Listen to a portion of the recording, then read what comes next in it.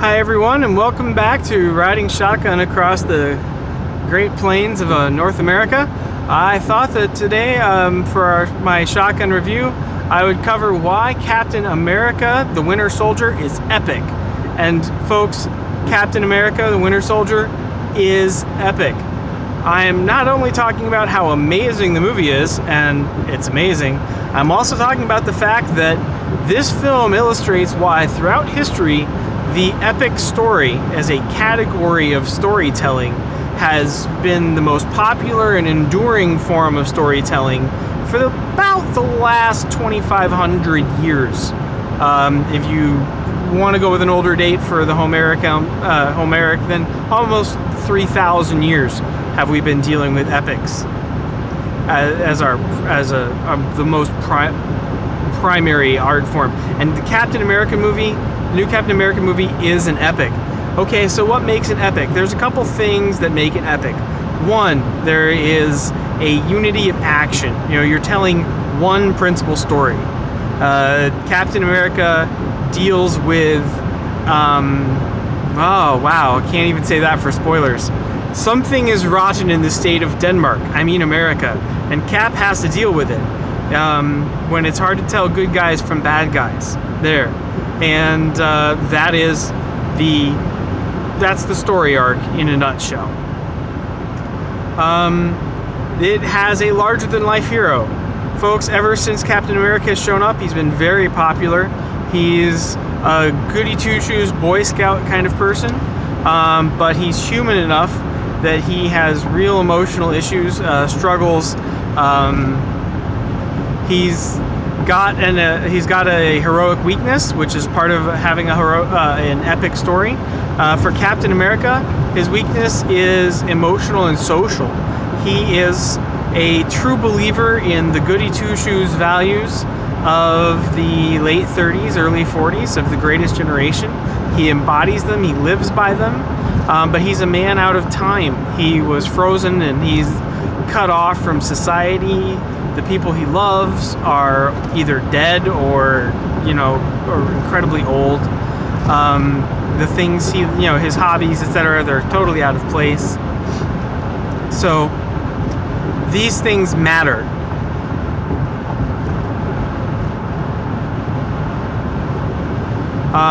They give him some vulnerability, otherwise he's just super uber person running around.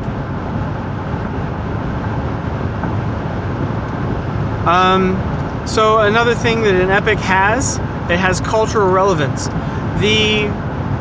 One of the fundamental questions of this story, and something that makes this film great, is that it asks a question: how much freedom do you give up for safety and security? Should you give up any? How much? Should someone take your security and your safety, your freedom, potentially even your life, so that other people may feel safe or be safer? There's a great quote. There's a great couple of lines in the preview that, if you've seen one of the previews, they look at all this new technology that S.H.I.E.L.D., this super-powered government agency, has, and says, with this technology we'll be able to prevent crimes before they even happen. And Captain America shoots back, I always thought that punishment came after the crime. Which is really valid. That's really how God deals with things, and it's a true position. It's also, as the last 10 years now, ever since 9/11, we've been engaged in this debate, and it's a critical thing about, and particularly in American society, I think global society as well, as the war of terror has begun and waxed and waned over the years, and changed face, is how much of your independence and your privacy and your freedom are you willing to give up, and how much is the government or a non-governmental organization allowed to take from you under the promise that they're working to make you safer?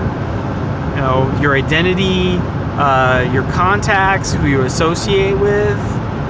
These are key freedoms in the founding documents of America, and it's kind of interesting to see people on both sides of the aisle, and that's something that makes this great. Is this really is not a conservative issue or a Republican or Democrat or conservative or liberal issue in terms of who it's relative for. It's relative to most everybody who's got a brain, is awake, and deals with more than Xbox Live here in America.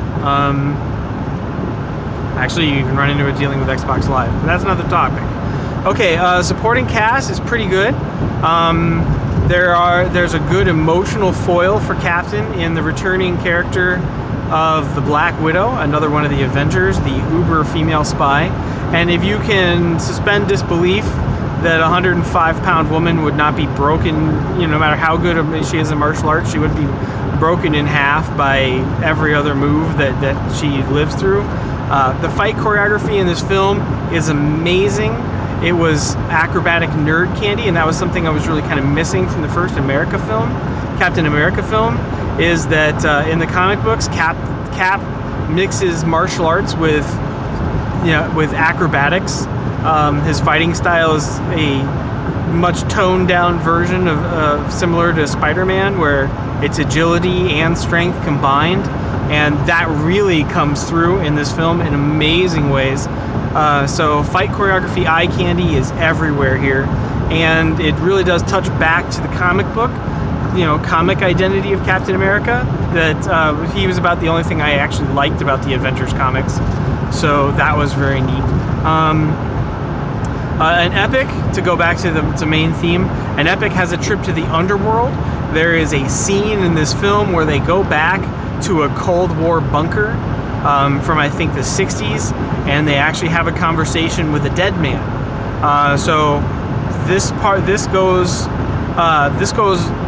portion of epic goes all the way back to the Epic of Gilgamesh. So we're talking 3rd millennia BC. This idea has been around as part of an epic story, and that's in there. The epic action has consequences for the fate of other people at large. The action is relevant to the world. Captain is fighting against tyranny, this time domestically instead of foreign in foreign terms. So that is relevant. Once again, one of the things that makes superhero stories appealing is there's a lot of truth and there's a lot to root for when your hero is fighting to save the world or a country or to defend a group of people or an ideal. Schindler's List, he didn't stop the war, but he saved hundreds of Jews. So that was worthwhile. Let's see. There's a technical term for an epic is in illo tempore, which is a fancy just a fancy phrase. Means in that age or in this past age of wonder, and Captain America really comes through that. Here in America, we have this big sense of admiration for our veterans and the generation that fought and conquered in World War II. We perceive that as them fighting for the world's freedom. And Captain America really harkens on this, and he embodies it. So it isn't so much that the film takes place in the past as much as in Captain America, this golden age is walking around, sometimes criticizing us and sometimes encouraging us and cheering us on when we get it right. So that aspect there. Folks, this movie is amazing. I could go on for a long time. Something worth saying before in my closing comments is, honestly, I find interesting both sides of the political aisle are wrapped up in the debate that this adventure touches on. It's just kind of who they have different culprits, but both liberals and conservatives are invested in the idea of freedom and privacy versus Overwatch. And if you have a film that is made like this is by kind of a liberal atheist, Joss Whedon's a big part of this, and I love Joss's stuff, but that's politically where he comes from. So with them, it is the CIA and the military trying to take away freedoms. And if this movie had been written by, say, a conservative person, it would have been maybe domestic politics. Like, it might have been the FBI and a crooked senator, or a replacement president, or a foreign government. Those are the kind of places that if this were framed by conservatism, that this would have. But both sides have very similar concerns. There's a lot of potential dialogue here if both sides would kind of shut up. But this film proves that you can touch on politics if you do it in a way that touches on something universally concerned, and you do treat and you give some candy back and forth. You give some points that there are evil politicians involved in this, and are evil military people involved in this, and so that has a broad appeal. That was a very good choice that they made. There's no need for me to review the special effects budget. If you've seen the previews, you know that if you're into computer graphics, etc., the geek out factor on this film is through the roof. There's some good morality, there's some good loyalty, there's courage, there's the determination to do what's right. I really recommend this film to anybody over the age of 10. There's not a lot of gratuitous sex. There's not a lot of bad language. It is just a rocking, stomping, backflipping, badass good time with a message that's relevant.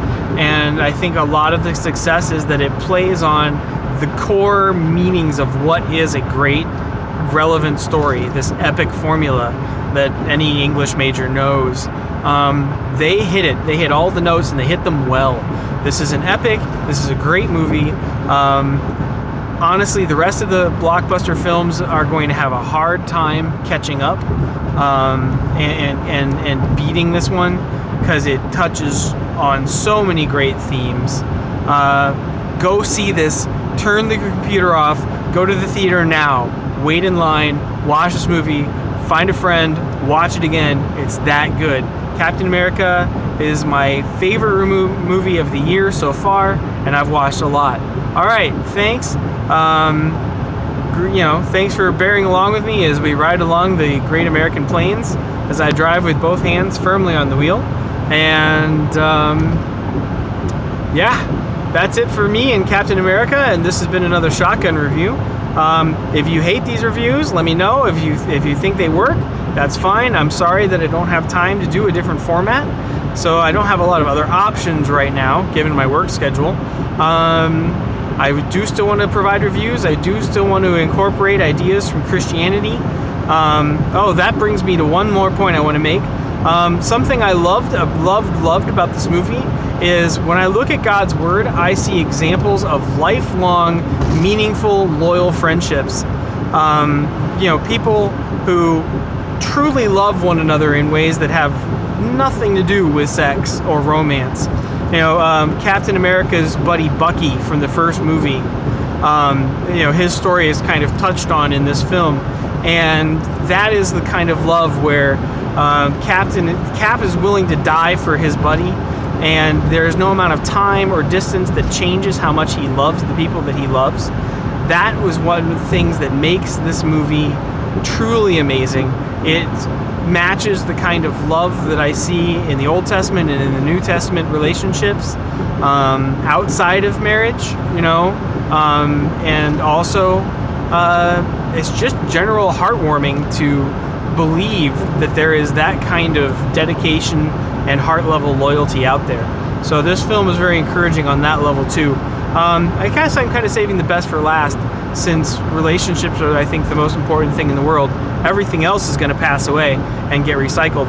But the people that we love and the people who love us, that's the only thing that's going to last, because the people who love and will love us, if God willing, we're going to make it to heaven and have them together forever. And then we get to enjoy all the other stuff when it gets recycled. Okay, go see the movie. Let me know about shotgun reviews. I'm out of time. God bless. Drive safe. And signing off from the Great American Plains.